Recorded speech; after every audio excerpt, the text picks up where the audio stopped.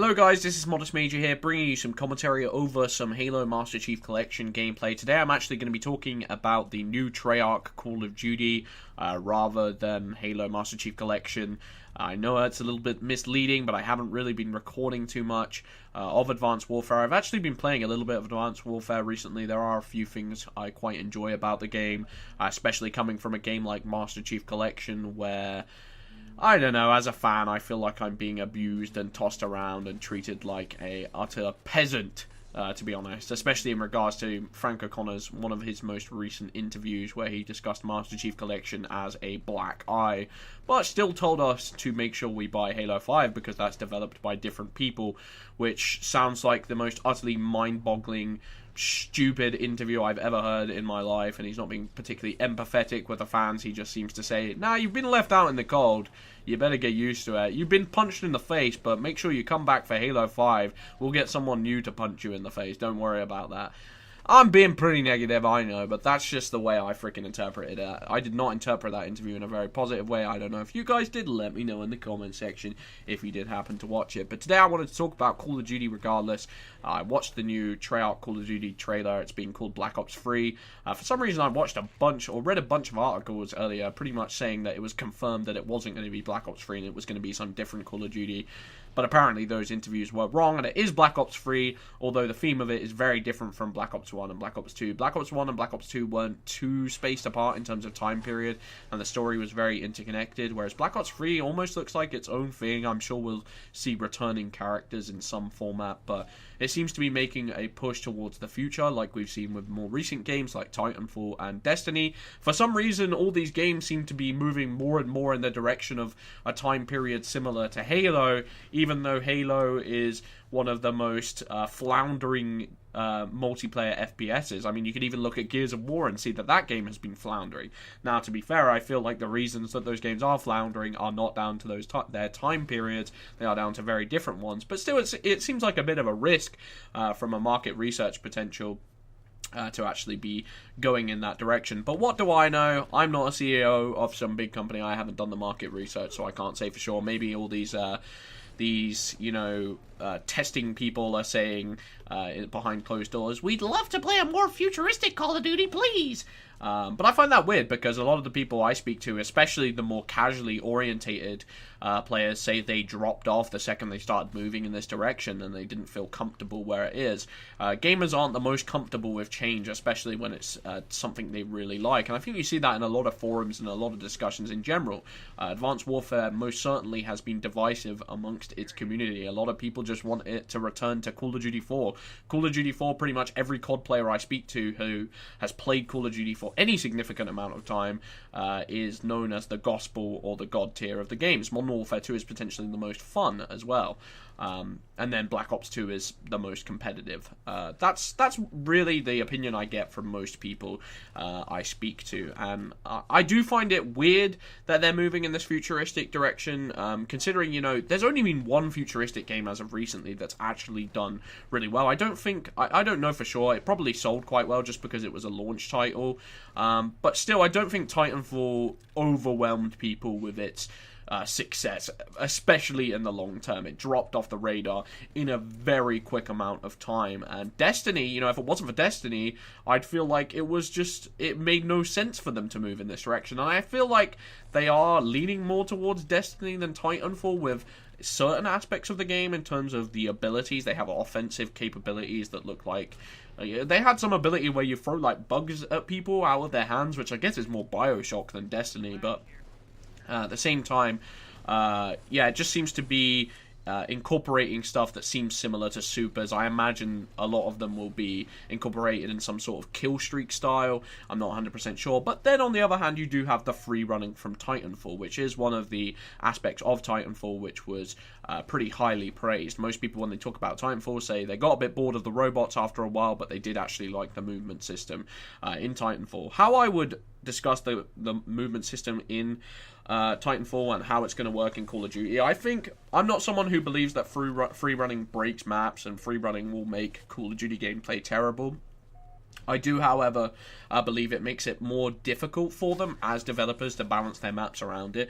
I did enjoy the free-running movement system in Titanfall on very specific maps, such as Angel City. I thought they did a great job with the interspersing pathways and the way in which the buildings were set up and the flanking routes that you could take. But there were a lot of stages where it felt like you could just get up high on some tall building, and most of the people free-running around and being a nutter would actually get punished for it a lot of the time. And I do think it's down to how well you design your map with those factors in play.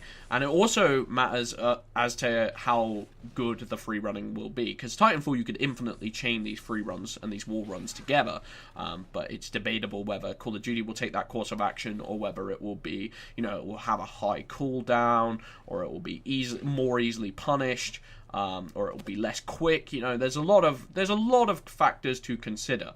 At the same time, I think it's a risk, and I don't know whether it was a risk worth taking, because people are used to Treyarch, having a more old school style of gameplay, at least especially in Black Ops 1, Call of Duty World at War, and previous Call of Duties. But Call of Duty World at War is the only Treyarch Call of Duty since then that started to blow up.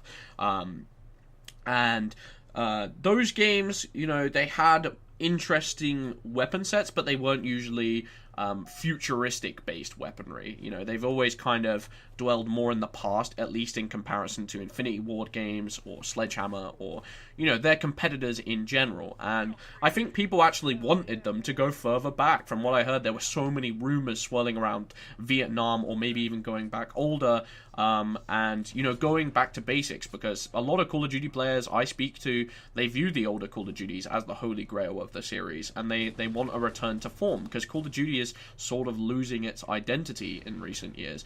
I think it's moving more and more in a direction that replicates games like Destiny, and even moving slightly closer to Halo. It's definitely not gone overboard yet. You couldn't put 2 and 2 together and say, look, they're exactly the same, but at the same time, they're definitely trying to bridge that gap for some reason, and I've never really had a clue why, because, like I said, that genre doesn't seem to be faring too well in the FPS market, and they're potentially risking losing their fan base, and I'm not sure if the gamble is going to pay off or not. It's a little bit questionable, in my personal opinion. Now, Treyarch, they are, in my opinion, they're fantastic game designers. I'd have a lot more faith in them than any of the other developers to produce a good title. And like I said, I feel like good free running is quite highly dependent on how good the map design is and how much they embrace the free running and what's the word for it? They put it in conjunction with the free running and the map design. And Treyarch are really good map designers. I remember maps like Firing Range. Firing Range is one of my all-time favorite maps in any game, not just in a Call of Duty game.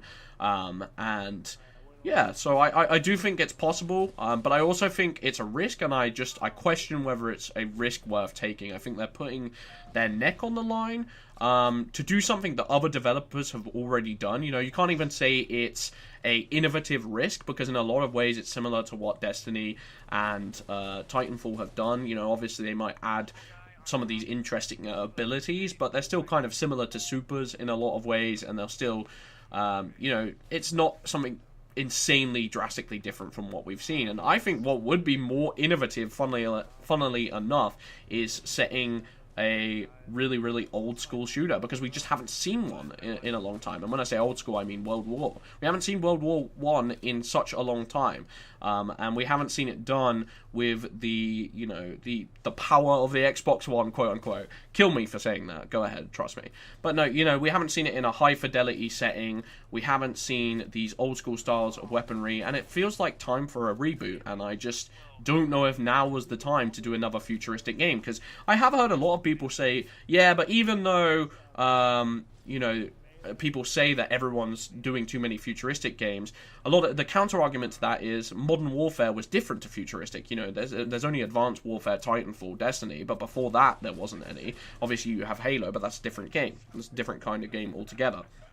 But I would say that the Advanced Warfare that they're doing, it's not so far ahead of Modern Warfare era that it's like a completely different ball game. I'd say they're very close to one another. They're not going to the lengths in which Halo has gone. Like I said, they're not setting it in space. There's not alien weaponry. There's not futuristic technology that's set like 300 years in the future. It's just kind of, you know, skipping a century or so, or even less than a century in some cases.